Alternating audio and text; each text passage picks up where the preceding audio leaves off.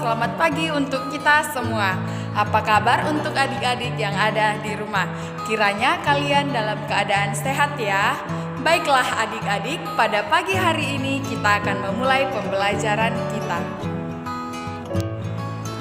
Adik-adik, sebelum kita memulai pembelajaran kita pada pagi hari ini, ada baiknya kalian berdoa masing-masing di rumah.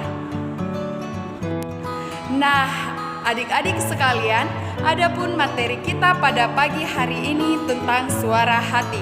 Kiranya kalian dapat mendengarkan video ini dengan baik supaya menambah pengetahuan dan pemahaman kalian. Selamat mendengarkan. Materi kita pada pagi hari ini yaitu tentang suara hati. Anak-anak sekalian, adapun tujuan pembelajaran kita pada pagi hari ini ialah yang pertama, supaya kita mampu menjelaskan pengertian suara hati. Yang kedua, supaya kita mampu menjelaskan cara kerja dan fungsi suara hati. Yang ketiga, supaya kita mampu menjelaskan cara berperilaku berdasarkan pedoman hati nurani. Dan yang terakhir yaitu supaya kita mampu menjelaskan makna suara hati sebagai hukum Allah. Anak-anak sekalian, pembelajaran kita pada pagi hari ini dapat dikonsepkan sebagai berikut. Subtema yang pertama yaitu pengertian dan fungsi suara hati. Yang kedua yaitu suara hati menurut kitab suci dan ajaran gereja. Yang ketiga yaitu pembinaan suara hati. Baiklah anak-anak, pengertian dari suara hati itu sendiri ialah merupakan sebuah kesadaran moral dalam diri manusia, yang dengannya dia memutuskan mana yang baik dan jahat, dan mana yang menyetujui atau menyalahkan perbuatannya. Atas dasar ini, seorang terikat untuk menaati hati nurani dalam semua perbuatannya.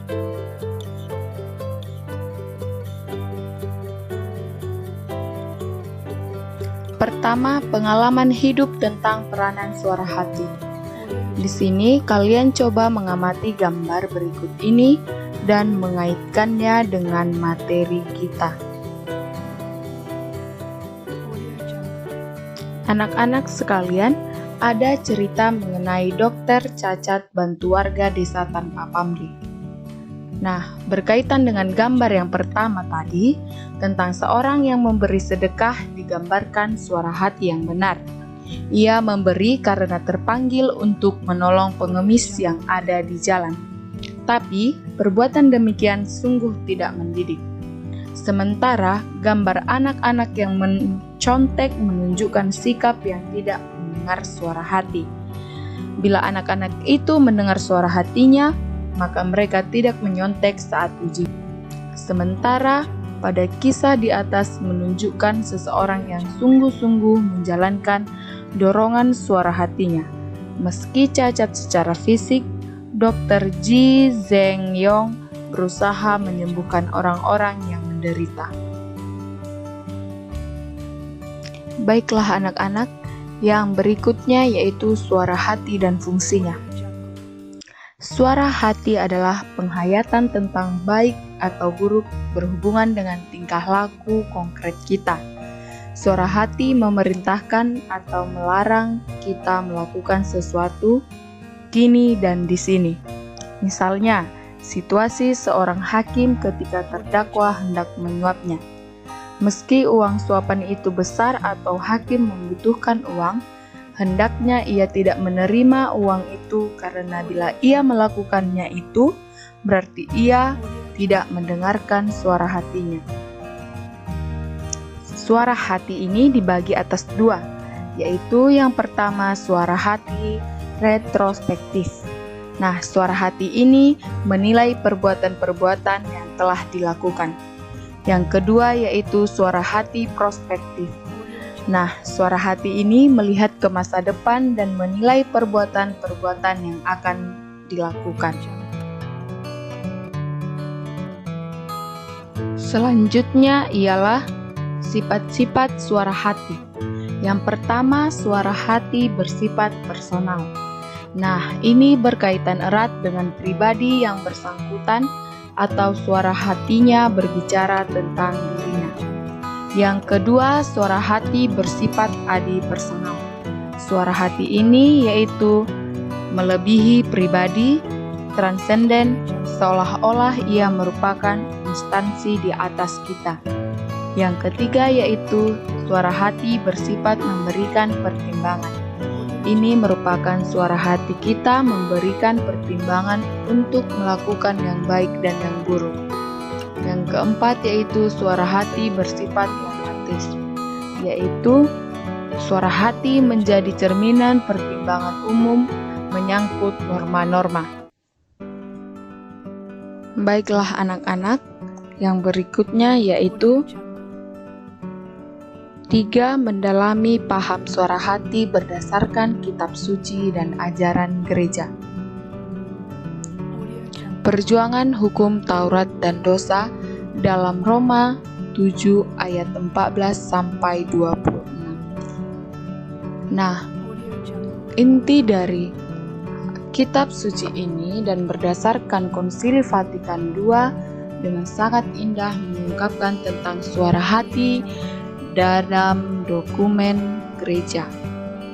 Demikian, di lubuk hati nuraninya, manusia menemukan hukum yang tidak diterimanya dari dirinya sendiri, melainkan harus ditaati.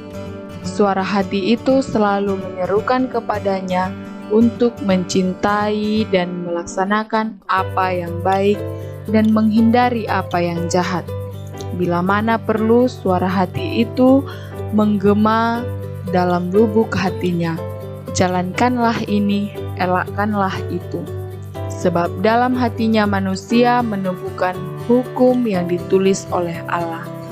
Martabatnya ialah mematuhi hukum itu dan menuruti hukum itu pula ia akan diadili. Dalam Roma 7 ayat 14 sampai 16. Suara hati merupakan inti dari manusia yang paling rahasia, di mana ia sendiri bersama Allah yang pesannya menggema dalam hatinya. Berkat hati nurani dikenalilah secara ajaib hukum yang dilaksanakan dalam cinta kasih terhadap Allah dan terhadap sesama. Dalam Matius 22 ayat 30 sampai 40.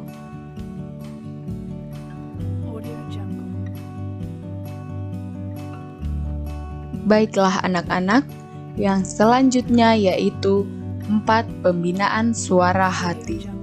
Nah, suara hati sebagai bimbingan terakhir selalu tumbuh dan berkembang secara murni dan dewasa jika dibina secara terus-menerus. Tujuan dari pembinaan suara hati tersebut membuat agar suara hati bisa menjadi daya gerak untuk melakukan hal-hal yang baik dan menghindari yang jahat. Suara hati semakin kuat apabila terus dibina. Bentuk pembinaan suara hati misalnya hidup menurut daging atau roh dalam Galatia 5 ayat 16 sampai 25. Untuk membina suara hati, Rasul Paulus memberi petunjuk pada kita agar senantiasa meningkatkan kepekaan suara hati kita secara optimal dengan cara mencari keterangan mengenai kebenaran, belajar memperkaya diri dengan mengembangkan wawasan moral dan sumber-sumber bacaan, mengikuti kegiatan-kegiatan kerohanian, misalnya rekoleksi dan retret. Nah, anak-anak sekalian, adapun kesimpulan dari materi kita pada pagi hari ini ialah bahwa suara hati merupakan inti dari diri manusia yang paling rahasia. Di situ ia seorang diri bersama dengan Allah yang pesannya menggema dalam hatinya. Berkat suara hati, nurani dikenallah secara ajaib hukum yang dilaksanakan dalam cinta kasih terhadap Allah dan terhadap sesama. Kesetiaan terhadap suara hati menjadikan umat Kristiani bergabung dengan sesamanya untuk mencari kebenaran.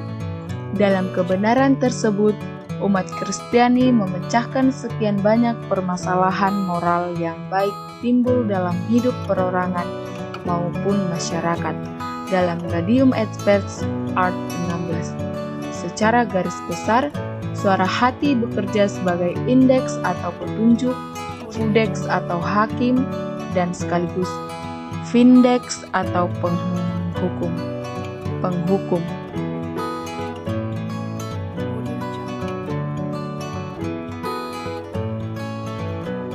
Anak-anak sekalian, sekian materi yang dapat Ibu sampaikan pada pagi hari ini.